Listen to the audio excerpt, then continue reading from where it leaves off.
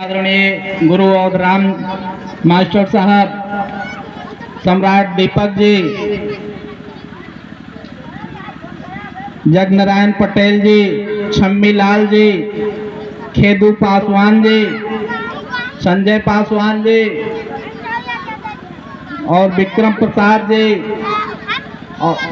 और मंच पर बैठे राकेश चौहान जी, मनीष सोनकर जी और उपस्थित समस्त सम्मानित इस गांव के बुजुर्ग, माताएं, बहनें, प्रिय बच्चों, सर्वप्रथम मैं विश्व को शांति और करुणा, समता और मानवता का संदेश देने वाले महात्मा बुद्ध के चरणों में श्रद्धा सुमन अर्पित करते हुए इस भारत देश के गौरवशाली संविधान को प्रदान करने वाले डॉक्टर भीमराव अंबेडकर, संविधान निर्माता और Bharat Ratna, symbol of knowledge के प्रतीक के चरणों में श्रद्धा सुमन अर्पित करते हुए आज संविधान दिवस के इस शुभ अवसर पर आप सभी आगंतुक बंधुओं का हार्दिक स्वागत और अभिनंदन करता हूं। आपने अभी पूर्व वक्ताओं के द्वारा संविधान से जुड़े हुए बातों को सुना और उनसे प्रेरणा ली, ऐसा हम आशा करते हैं, क्योंकि बिना प्रेरणा के सुनना व्यर्थ होता है। जब तक आप उससे सीख नहीं लेंगे, उसको अपने मन में आप साथ नहीं करेंगे, तब तक आपका उपस्थित होना, जाना, सुनना सब बेकार होता है।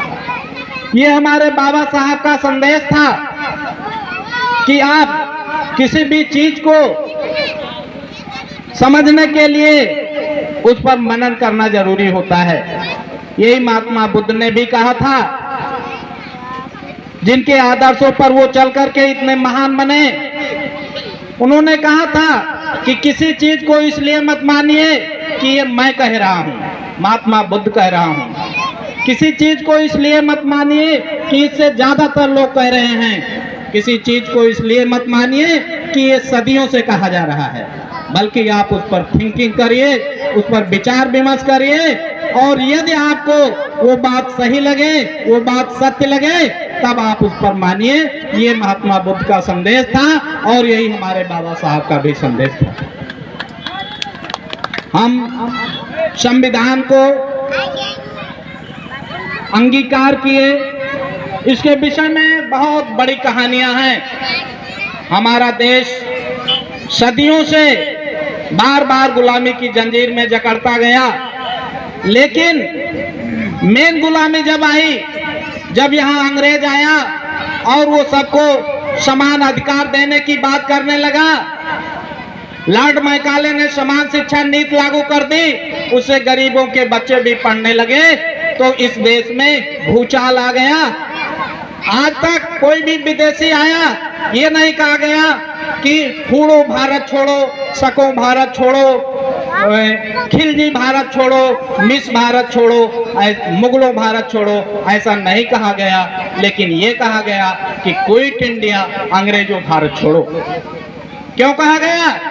जब अंग्रेज आपके लिए वरदान साबित होने लगा, वो आपके हक और अधिकार की बात करने लगा, संविधान के माध्यम से, अपने नियम के माध्यम से आपको आगे बढ़ाने का प्रयास करने लगा, तब ये नारा लगाया गया, क्विट इंडिया, अंग्रेजों भारत छोड़ो।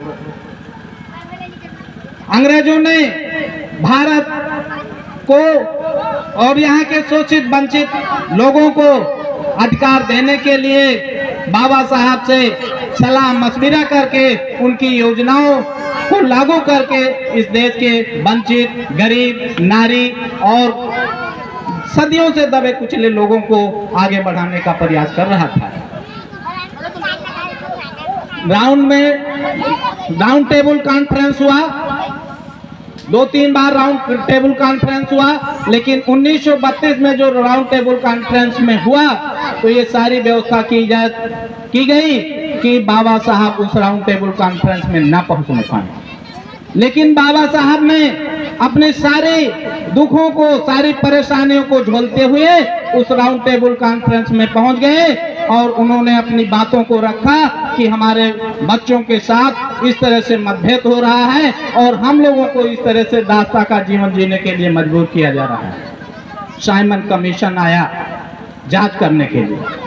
क्या आपकी ये स्थिति सही है? इसको जांच करने के लिए साइमन कमीशन आया और साइमन कमीशन जब इस देश में आया तो महाराष्ट्र में बाबा साहब ने साइमन कमीशन का स्वागत किया और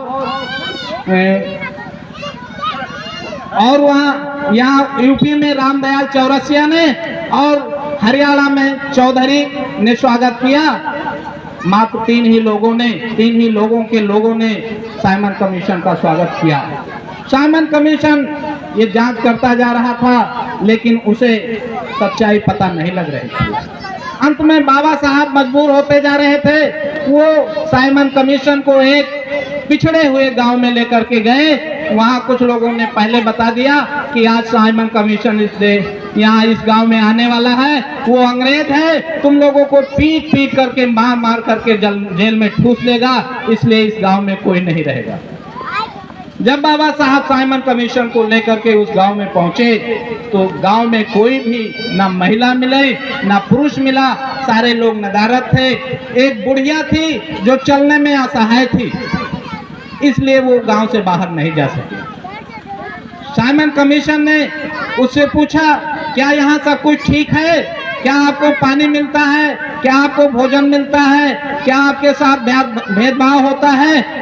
उसे कुछ समझ में नहीं आ रहा था। फिर बाबा साहब ने सोचा, एक उपाय सोचा और कहा, माता जी मुझे बहुत तेज प्यास लगी है, मुझे एक गिलास पानी पिला दीजिए। बुढ़िया ने कहा, बेटा मेरे घर में पानी नहीं है। तो कहा, ये पास में कुआं दिखाई देता है, उससे आप पानी ले आइए। बुढ़िया ने कहा, यदि मैं उस कुएं के पास जाऊंगी तो गांव वाले उस कुएं को अछूत समझेंगे और मुझे मार करके मार डालेंगे।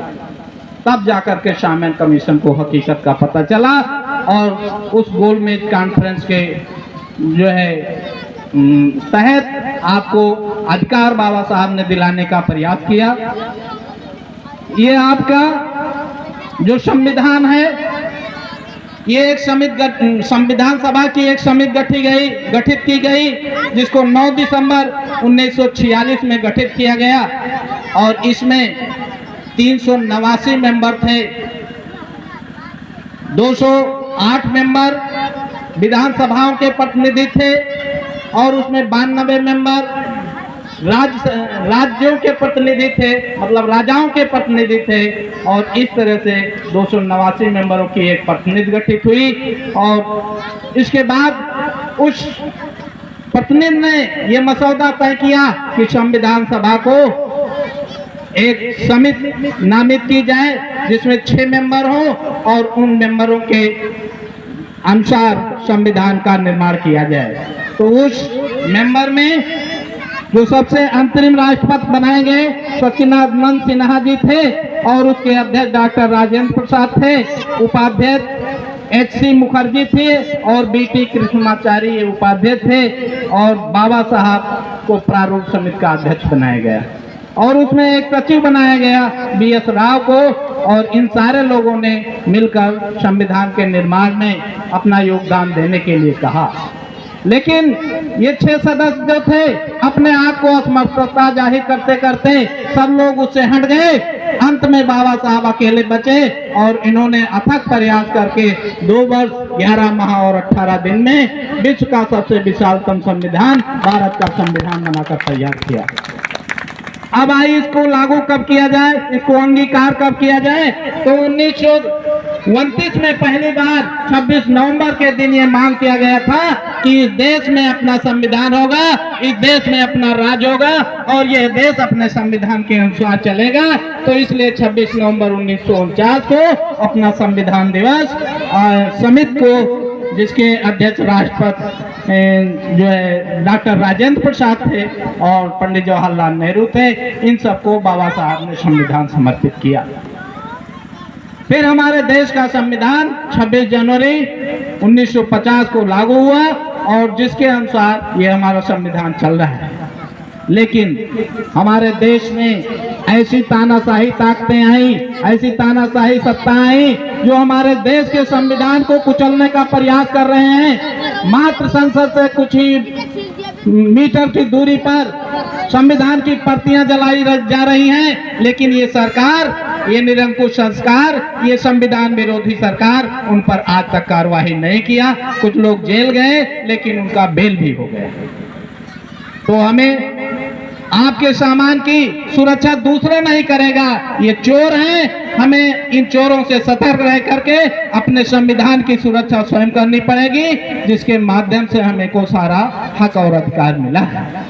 इस संविधान की सुरक्षा करना हमारा परम कर्तव्य है। और आज इस संविधान दिवस के अवसर पर हम सभी ये शपथ लें कि हम अपने संविधान को सुरक्षित रखेंगे, बाबा साहब के सपनों को साकार करेंगे। इन्हीं शब्दों के साथ मैं अपनी वाणी को विराम करता हूँ। जय हिंद, जय भारत, जय संविधान, महात्मा बुद्ध की करुणा।